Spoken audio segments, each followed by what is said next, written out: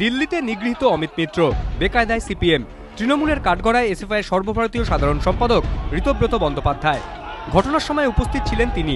যদিও হেনস্থার ঘটনায় নিজের ভূমিকার কথা অস্বীকার করেছেন সিপিএমের রাজ্য কমিটির সদস্য ঋতব্রত, কিন্তু তাতেও অস্বস্তি কমছে না দলের।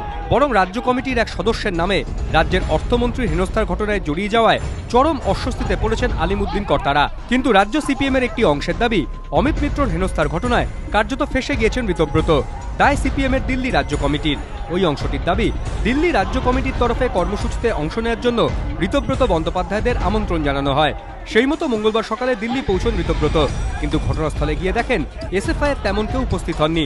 এই সময় হঠাৎই বিক্ষোভে অংশগ্রহণকারী দিল্লি সিপিএমের কর্মী সমর্থকরা উত্তেজিত হয়ে ওঠেন।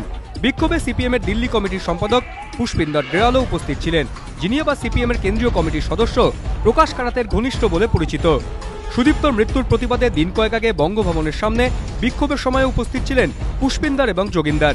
যোগিন্দারও কারাত ঘনিষ্ঠ বলে পরিচিত এবং সিপিএমের কেন্দ্রীয় কমিটির সদস্য। রাজনৈতিক মহলের ব্যাখ্যা, সিপিএমের মধ্যে বেঙ্গল লাইনের সঙ্গে কারাতপন্থীদের দ্বন্দ্ব দীর্ঘদিনের। হতে পারে দিল্লির বুকে কারাত ঘনিষ্ঠদের অতি সক্রিয়তার জন্যই ফেঁসে গেলেন ঋতব্রত, যার জেরে চরম অস্বস্তিতে পড়েন বুদ্ধদেব ভট্টাচার্য, বিমান বসুরা। আর তাই মুখে না বললেও দিল্লি নেতৃত্বের আচরণে চরম ক্ষুব্ধ হয়ে অমিত মিত্র নিগ্রহের ঘটনার কড়া নিন্দা করে তৎক্ষণাৎ প্রতিক্রিয়া দেন বুদ্ধদেব, সূর্যকান্তরা। বিক্ষোভকে ঘিরে যে অবাঞ্ছিত ঘটনা ঘটেছে তাকে আমরা কোনোভাবে সমর্থন করতে পারি না। আমরা দ্ব্যর্থহীন ভাষায় নিন্দা করছি। কোনো কারণে এইসব ঘটনা ঘটা উচিত নয়, তাকে কোনোভাবেই সমর্থন করা যায় না এবং তা অবশ্যই নিন্দনীয়। বুদ্ধদেব ভট্টাচার্য লিখিত বিবৃতিতে বলেন, দিল্লির ঘটনার তীব্র নিন্দা করছি। কারা এই ঘটনা ঘটিয়েছে, কোন রাজনীতি থেকে এরকম করেছে জানি না। এটা ভুল রাজনীতি, কেউ একে সমর্থন করবে না।